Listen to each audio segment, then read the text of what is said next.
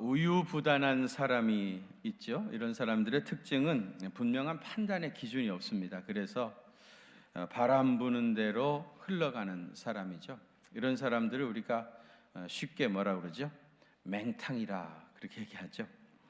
나름대로 판단의 기준이 분명히 필요한데요. 그런데 무엇을 판단할 때에 그 판단의 기준이 뭔가, 이게 참 중요합니다. 사람들은 일반적으로 선과 악에 대한 어떤 자기 나름대로의 기준이 있습니다. 이것이 부정적으로 사용되어지면 편견이 되죠.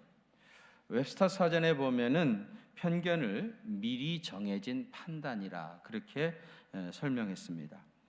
사실을 객관적으로 정확하게 분석하고 있는 그대로 판단하는 것이 아니라 이미 미리 정해진 판단을 한 후에 사건이나 사람을 대하는 것이 편견이죠.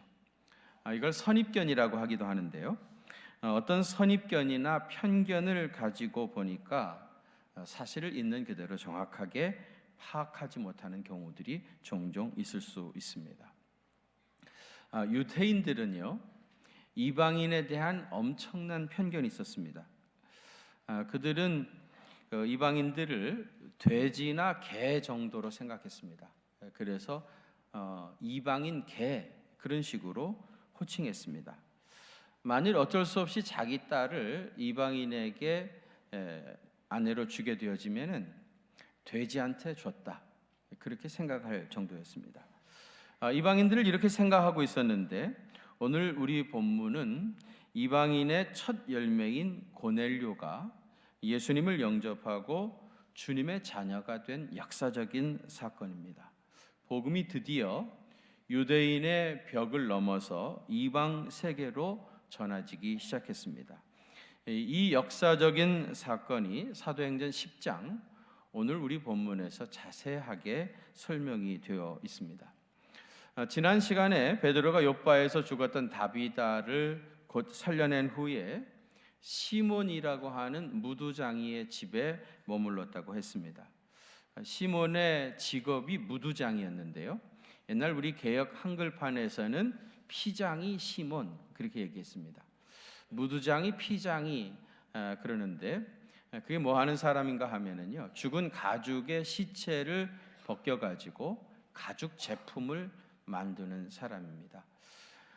요즘은 가죽 제품들이 상당히 고가이기 때문에 돈을 적잖이 벌을 수 있는 좋은 직업이라고 할 수 있겠습니다만은 유태 사회에서는 그렇게 하려고 하면은 죽은 짐승의 시체를 만져야 하기 때문에 이거는 부정한 사람이다, 부정한 사람으로 취급을 받았습니다. 그래서 무두장이는요, 아무데서나 살 수 없고요, 성읍에서 최소한 250규빗 그러니까 적어도 250m 이상 떨어져서 살아야 했고요. 그리고 어떤 사람이 약혼을 했는데 나중에 알고 보니까 그 사람의 직업이 무두장이다 그러면 일방적으로 그 약혼을 취소할 수 있었습니다. 사도행전 10장에서는 이 시몬이 무두장이었다고 하는 것을 의도적으로 강조를 하고 있는데요. 10장 6절에 보면 그는 무두장이 시몬의 집에 유숙하니 그 집은 해변에 있다 그랬고요. 또 10장 32절에서도 그가 바닷가 무두장이 시몬의 집에 유숙하느니라 그랬습니다. 이 시몬이 바닷가가 경치가 좋아서 거기서 살았던 것이 아니고 성읍에서 살 수가 없어서 바닷가에서 혼자 그렇게 살고 있었던 것입니다. 예수님이 삭개오의 집에 들어갔을 때 유대인들이 보고 죄인의 집에 들어갔다 그렇게 분개했던 것처럼 베드로가 이 무두장이 시몬의 집에 유숙했다고 하는 것은 유대인들 사이에서는 예산일이 아니었기 때문에 이 사실을 분명하게 기록하고 있는 겁니다. 시간 관계상 10장 전체를 다 읽지 못했지만은요, 본문은 고넬료와 베드로가 본 환상에 대한 이야기가 아주 자세하게 설명이 되어 있습니다. 먼저 본문 1절에서부터 8절까지는 고넬료가 본 환상인데요, 3절에 보면 제9시라고 했습니다. 제9시면 우리식으로 얘기하면 오후 3시입니다. 먼저 고넬료에게 환상이 보였습니다. 5절에 보시면은 사람들을 요바에 보내어 베드로라 하는 시몬을 청하라 하는 음성이 들려오죠.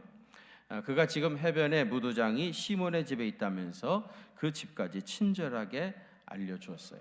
그래서 고넬료는 두 사람을 베드로에게 보내게 되어지죠. 그리고 이제 9절에서부터 16절에 보면 베드로가 본 환상인데요. 그 이튿날이었습니다. 이번에는 몇 시죠? 제6시, 우리식으로 얘기하면 낮 12시입니다. 점심시간입니다. 점심때가 되어가지고 시장에서 음식을 먹으려고 사람들이 점심을 준비할 때 베드로는 기도하려고 지붕에 올라갔습니다.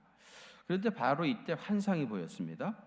하늘이 열리면서 내 귀퉁이를 묶은 보자기 같은 그 큰 그릇이 내려왔어요. 그 안에 보니까 거기에 뭐가 잔뜩 들어 있었는데 각색 4발 가진 짐승들, 그리고 기는 것, 곤충들이죠.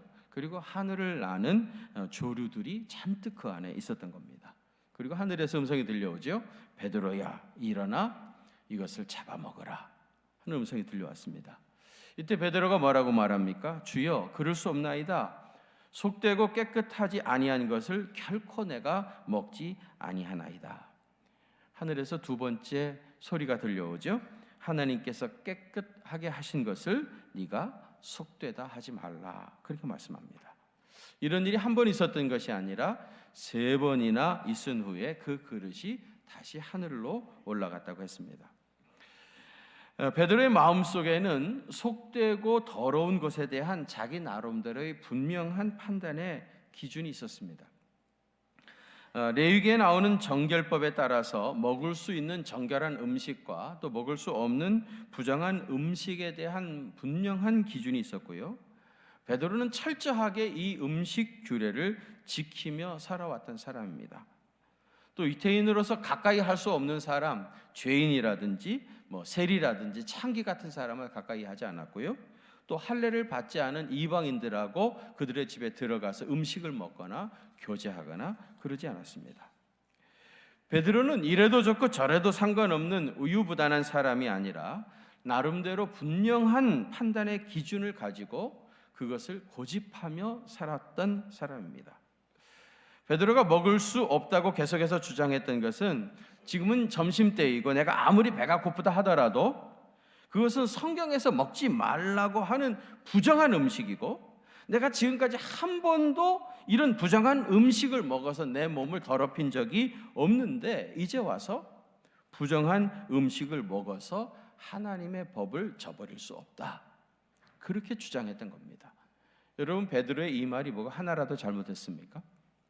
그런데 하나님이 뭐라고 말씀하십니까? 하나님께서 깨끗하게 하신 것을 네가 속되다 하지 말라.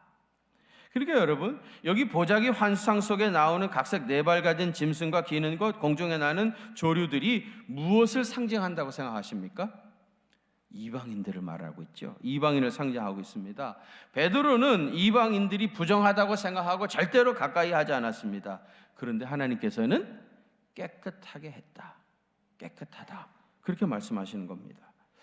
베드로가 지금까지 생각하고 있던 것과 보자기 환상을 통해서 확실히 드러난 하나님의 뜻 사이에 논쟁이 일어났던 겁니다. 그래서 본문 17절에 보면 베드로가 이 일이 있은 후에 베드로가 자기가 본 환상에 대하여 그 뜻이 무엇일까 속으로 의아해했다. 그렇게 말합니다. 여기 의아해했다는 말은 깊이 생각했다. 깊이 관찰했다. 그런 말입니다. 19절에서도 같은 말을 생각할 때라고 번역을 했는데요. 베드로는 이 특별한 환상을 보고 깊은 생각에 빠져 있었던 겁니다. 이때 성령님께서 베드로에게 말씀하시죠. 그것이 19절과 20절에 나오는데요.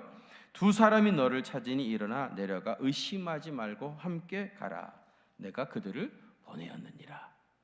이 환상을 보고 깊이 생각하고 있을 때에 두 사람을 너한테 보냈다. 의심하지 말고 그와 함께 가라는 하나님의 음성이 들려왔던 거예요. 바로 그때 고넬료가 보냈던 사람들이 이 무두장이 시몬의 집에 와가지고 문을 두드리면서 베드로라 하는 사람이 여기 있습니까? 하면서 찾아왔던 겁니다. 정확하게 타이밍이 맞았던 거죠. 그래서 베드로가 문을 열어 이 사람들을 이제 영접하게 되어지죠.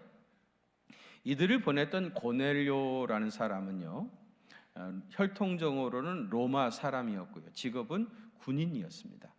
직책은 백부장이고요. 백부장은 여러분 아시다시피 로마 병사 100명을 지휘할 수 있는 권한을 가진 그런 사람이고요. 로마가 팔레스타인을 정복하고 그 지역의 치안을 유지하기 위해서 백부장에게 100명의 로마 군인들을 붙여줘 가지고 그 치안을 담당하는 일을 맡겼습니다. 그러니까 팔레스타인에서 백부장은 실세 중에 한 사람입니다. 게다가 이 사람은 경건해 가지고요, 온 집안으로 더불어 하나님을 경외하는 사람이었고 또 유대 사람들에게 다 칭찬을 듣던 사람이었습니다. 이 사람이 베드로를 만나 예수님을 영접하기 전에 이미 하나님을 경외했던 사람이었는데요, 이 말은 그가 이미 그리스도인이었다 그런 말은 아니고요, 이방인으로서 유대교를 신봉하던 사람이었다 그런 얘기입니다. 이방인이 유대교로 개종한 사람이 두 부류가 있었습니다. 그 첫 번째는 완전 개종자인데요, 혈통적으로는 이방인이라 할지라도 유대교의 모든 율법, 규례, 그리고 제사, 할례도 받고요, 그래서 완전히 유대교로 개종을 한 겁니다. 이런 사람은 혈통적으로만 이방인이지 종교적으로는 완전히 유대인인 겁니다. 이거 완전 개종자고요. 또 한 부류는 반개종자가 있습니다. 이런 사람들은 히브리 사상에 동의를 하고 그들의 규례 중 일부를 따르기도 하지만은 그렇다고 해서 뭐 할례를 받는다거나 아니면 유대인처럼 제사를 드린다거나 그런 일은 하지 않습니다.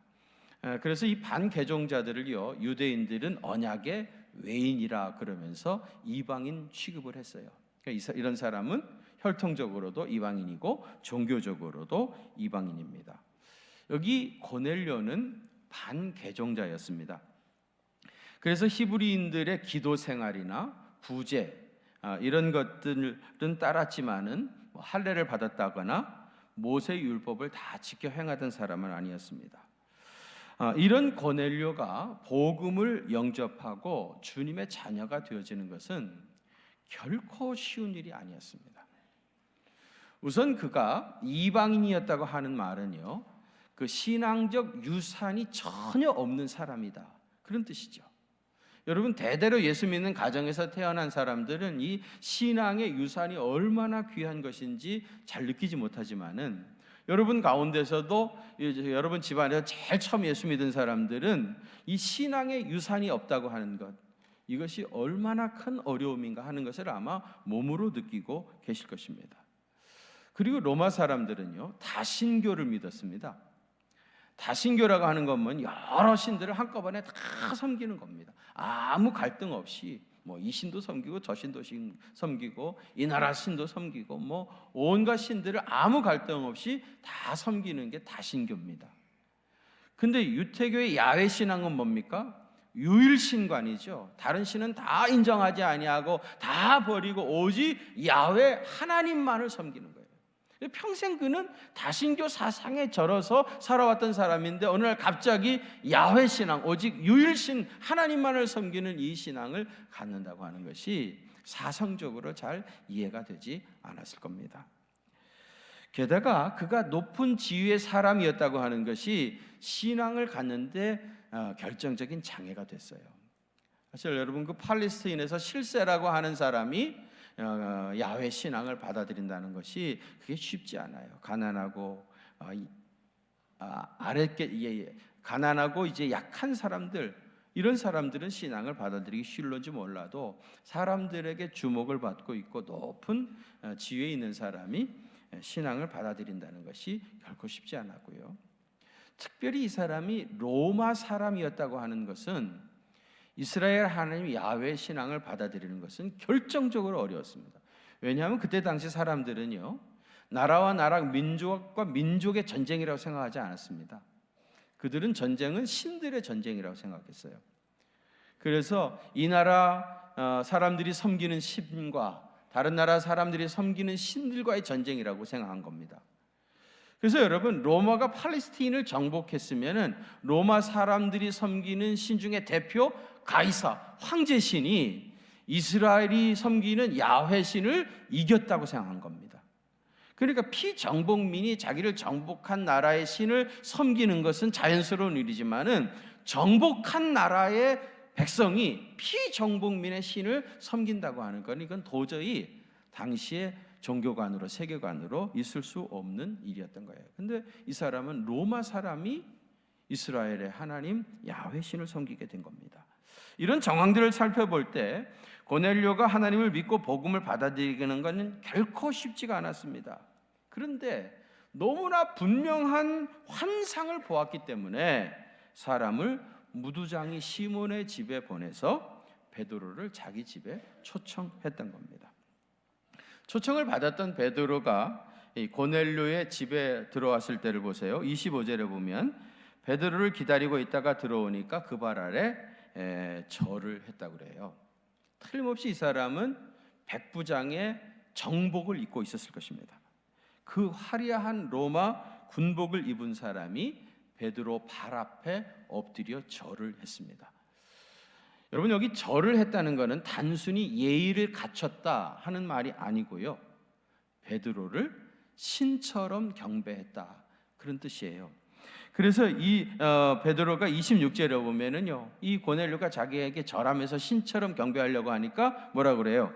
일어서라, 나도 사람이다, 나도 너와 똑같은 사람이다, 나는 신이 아니다 하면서 절하는 것을 만류하게 되어지죠. 거기 많은 사람들이 모여 있었습니다. 특별히 유대인들은요, 베드로가 지금 이방인의 집에 들어가는 거잖아요. 옛날 예수님이 삭개오의 세리의 집에 들어가는 것처럼 유대인들의 눈에는 이게 엄청난 사건입니다. 이방인의 집에 들어간다. 그래서 눈이 동그래져 가지고 베드로를 주목하고 있었고요. 또 거기 이방인들은요, 이 사람은 거기 팔레스타인의 최고의 실력자라고 할 수 있는 고넬료 백부장이 베드로를 초청을 한 겁니다. 그래가지고 그에게 지극한 예를 갖추고 있는 거예요. 그러니까 이것이 거기 있던 이방인들에게는 예산 일이 아니죠. 요즘식으로 얘기하면은 뭐 특종 중에 특종입니다. 그래서 아마 뭐 많은 카메라맨들이 와가지고 그 현장을 촬영하기 위해서 뭐 요즘 같았다고 하면은 굉장한 그 인산인해를 이뤘을 것입니다. 이렇게 눈이 동그래져서 바라보고 있는 사람들에게 베드로가 오늘 본문 28절에서 이런 얘기를 합니다. 유대인으로서 이방인과 교제하며 가까이 하는 것이 위법인 줄을 너희도 알거니와. 유대인들에게는 이방인 집에 들어가는 게 위법이라고 그랬잖아요. 너희도 알거니와 하나님께서 내게 지시하사 아무도 속되다 하거나 깨끗하지 않다 하지 말라 하시기로 내가 부름을 사양하지 않고 왔노라. 베드로가 거기 있던 유대인들을 의식해 가지고 이런 말을 한 겁니다. 그리고 고넬료에게 묻습니다. 무슨 일로 나를 여기 불렀느냐? 그렇게 묻죠. 그러니까 고넬료가 자기가 본 환상에 대해서 처음부터 끝까지 자세하게 설명을 하게 되어져요. 베드로가 그 설명을 다 듣고 보니까 되어진 일의 의미를 깨닫게 됐던 겁니다. 그리고 나서 34절과 35절에 우리 한번 같이 봉독하겠습니다. 시작.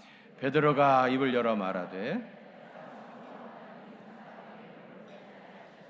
각 나라 중 하나님을 경외하며 의를 행하는 사람은 다 받으시는 줄 깨달았도다. 아멘. 여기 보세요. 베드로가 입을 열어 말하되 내가 참으로 하나님은 사람의 외모를 보지 않으시고, 여기 외모를 보지 않는다는 말의 의미가 뭐겠어요? 그가 유대인이든지 그가 이방인이든지 그거를 따지지 않으신다는 거예요. 각 나라 중 어떤 나라에서든지 어떤 나라에 살든지 어떤 민족이든지 하나님을 경외하며 의를 행하는 사람은 다 받으시는 줄 깨달았도다. 그리고 이 사람에게 예수 그리스도의 복음을 전하게 됐습니다. 복음을 전할 때에 성령님이 고넬료와 거기 있던 모든 사람에게 임하는 것을 베드로를 비롯한 유대인들이 다 목격을 했습니다. 여러분, 그런데 이방인을 위한 사도는 누구죠? 베드로가 아니라 바울이죠.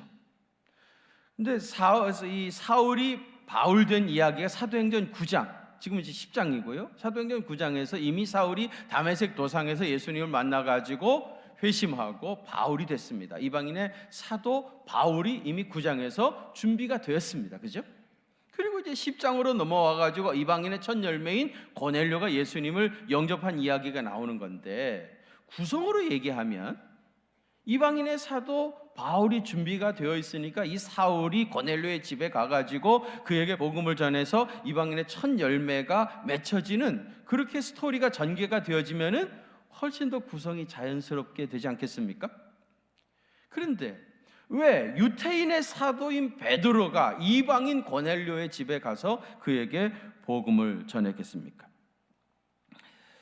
베드로는 유태인으로 이방인에 대한 엄청난 편견이 있었던 사람입니다.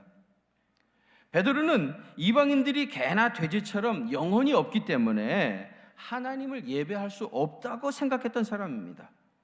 이런 이방인에 대한 편견이 가득했던 베드로가 고넬료에게 성령님이 임하시는 것을 자기 자신의 눈으로 확실하게 보게 된 겁니다. 만약에 이 장면을 목격하지 못했다고 하면은 나중에 바울이 이방인의 사도로서 많은 사역을 했어도 베드로는 인정할 수 없었을 것입니다. 그래서 초대교회가 처음부터 베드로를 중심으로 한 유대계 그리스도인들과 바울을 중심으로 한 이방인 그리스도 교회로 나누어지고 말았을 것입니다. 근데 베드로가 고넬료에게 성령님께서 임하시는 것을 보고, 여러분 45절 이하에 보세요. 베드로와 함께 온 할례 받은 신자들, 유대계 그리스도인들이죠. 이방인들에게 성령 부어주심으로 말미암아 놀라면서, 유태인들이 보니까 성령이 이방인들에게도 자기들이 받았던 성령이 그대로 임하는 겁니다. 깜짝 놀라면서 이 사람들이 우리와 같이 성령을 받았으니, 우리가 받았던 똑같은 성령을 받았으니 누가 능히 물로 세례 베품을 그 말이요 하면서 예수 그리스도의 이름으로 고넬료에게 세례를 베풀게 되어져요. 그래서 드디어 복음이 유대인을 넘어서 이방 세계로 넘어가는 놀라운 역사가 나타났던 겁니다. 여러분, 엄밀하게 말하면 우리는 아브라함의 자손이 아니라 고넬료의 바늘에 선 사람이죠. 그래요, 안 그래요? 뭐 대답을 안 하시는 거 보니까 별로 기분이 언짢으신 것 같은데, 무슨 소리, 난 아브라함의 후손인데. 미안하지만 혈통적으로 우리는 이방인이니까 아브라함의 자손은 아니고 고넬료의 반열에 선 사람입니다. 베드로는 아무리 부정하려고 해도 자기 눈으로 하나님이 이방인에게 성령을 부어주시는 것을 직접 목격했기 때문에 유태인과 이방인이라고 하는 그 편견, 그 갈등을 극복할 수 있었던 겁니다. 과학과 문명이 이렇게 발전했어도요, 인류가 아직도 해결하지 못하는 병이 있는데 그것은 편견입니다. 미국의 문화와 그 좋다는 교육으로도 아직도 극복하지 못하는 것이 흑백의 갈등이고요, 유색인종에 대한 편견입니다. 저도 다민족 다문화 국가에서 살아봤습니다마는 피부 색깔을 가지고 사람을 판단한다는 것이 이게 얼마나 잘못된 일입니까? 누가 그런 얘기를 했습니다. 인간이 모든 편견에서 자유할 수 있다면 지구촌 문제의 90%는 당장 해결될 것이다. 그런 얘기를 했어요. 프란시스 베이컨이 수상록이라고 하는 책에서 네 가지 우상에 대해서 말했죠. 그 첫째는 종족의 우상이었고요, 두 번째는 동굴의 우상, 세 번째는 시장의 우상, 네 번째는 극장의 우상입니다. 이 중에 두 번째 동굴의 우상이 뭡니까? 이 동굴은 자기라고 하는 동굴입니다. 숲속에 깊이 들어가 버리면 산 전체를 볼 수 없는 것처럼 자기라고 하는 동굴에 갇혀버리면은 넓은 세계를 바라볼 수가 없고요, 결국은 깜깜해져 가지고 자기 자신도 알지 못하게 되어지는 거예요. 그래서 불행한 삶을 살아가게 된다는 말입니다. 어쩌면 베드로는요, 유태인이라고 하는 동굴에 갇혀 있었던 사람입니다. 그런데 본문에 이 사건을 통해서 베드로는 그 칙칙한 동굴에서 빠져나와서 넓고 광활한 넓은 세계를 바라보기 시작한 겁니다. 여러분, 자기 자신이라고 하는 이 동굴에서 헤어나오시기를 바랍니다. 자기 자신의 관점에서 세상을 보면은 아무것도 보이지 않지만은요, 주님의 눈으로, 하나님의 눈으로 세상을 보면은 보이는 것들이 얼마나 많아지는 줄 모릅니다. 세상은 우리가 생각했던 것보다 훨씬 더 넓고 훨씬 더 다양하고 굉장히 좋은 것들이 많이 있는 것입니다. 제가 중국에 갔을 때 들었던 이야기인데요, 여러분, 만주에 우리 조선족들이 한 200만 명 정도 살고 있습니다. 굉장히 많이 살죠. 그들 대부분들이 일제시대 때 나라를 되찾겠다고 독립운동을 하러 갔던 그 후손들입니다. 그런데요, 이 만주 벌판에 연변에는요, 주로 북한 사람들이 많이 와서 산답니다. 그리고 장춘에는요, 호남 사람들이 많이 있다는 거예요. 흑룡광성에는 영남 사람들이 산다는 거예요. 내가 그 얘기 들으면서 깜짝 놀랐어요. 아니, 잃어버린 나라를 되찾겠다고 지금 만주 벌판에 와가지고 독립운동을 하는 사람들인데요, 거기 와가지고도 이북 사람이네, 영남 사람이네, 호남 사람이네 섞이지 못했던 거예요. 그래서 독립운동에 성공하지 못한 거 아닌가, 그런 생각을 해봤습니다.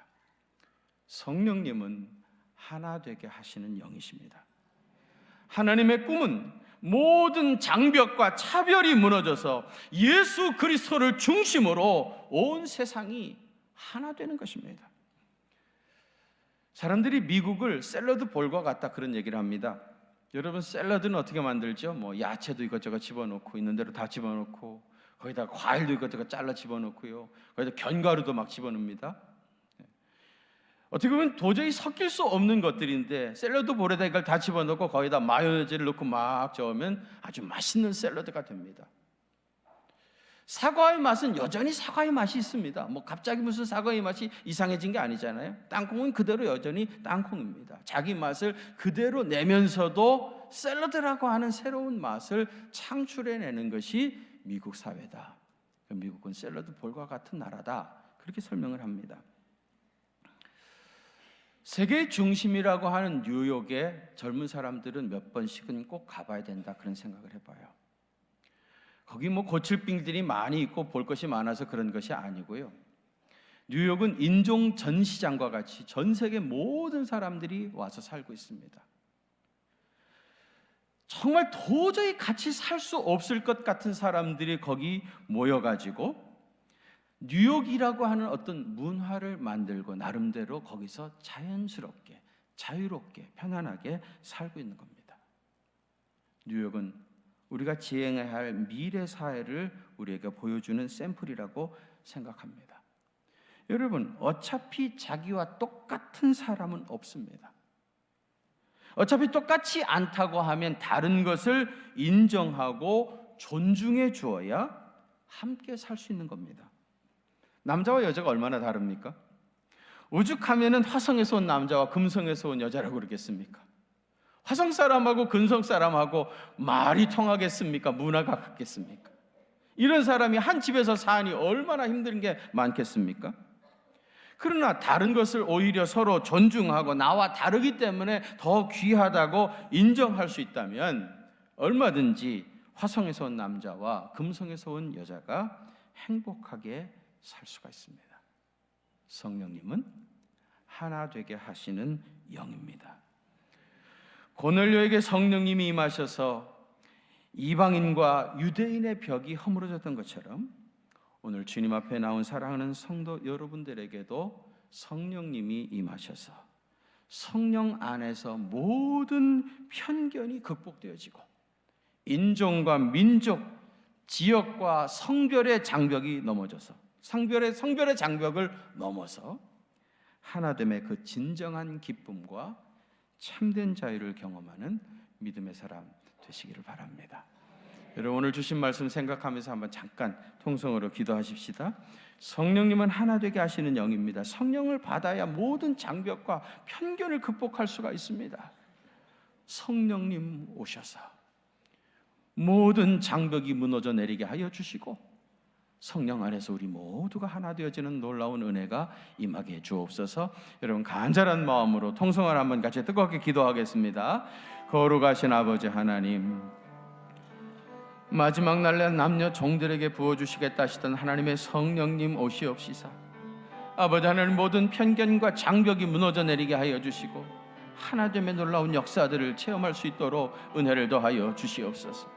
나와 다른 생각을 가지고 있기 때문에 더 존중할 수 있도록 도와주시고 나와 다르기 때문에 더 귀히 여길 수 있는 그런 열린 마음들을 허락하여 주셔서 우리가 모두가 다 생긴 것이 다르고 처해 있는 환경이 다르고 또 주장하는 것이 다르고 가치관이 다르고 여러 가지 여건이 다 다른 사람들이지만은 그리스도 안에서 우리가 하나됨의 놀라운 역사들을 체험하는 귀한 생애 될 수 있도록 주여 도와주시옵소서.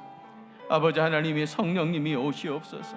성령님 오셔서 우리를 진정으로 하나로 묶어 주시옵소서. 예수 그리스도를 중심으로 하나 되게 하시는 놀라운 성령님의 역사를 우리 가정에서부터 체험하게 하여 주시고 우리 교회에서 체험하게 하여 주시고 아버지 하나님, 성령님 안에서 남북한도 하나 되게 하여 주시옵시고 성령님 안에서 통일 조국을 이루어가게 하시며 아버지 하나님의 성령 안에서 세계 모든 민족과 나라와 방언들이 하나 되어지는 놀라운 역사를 체험할 수 있도록 주님 은혜 더하여 주시옵소서. 주님 함께 해주실 줄로 믿습니다.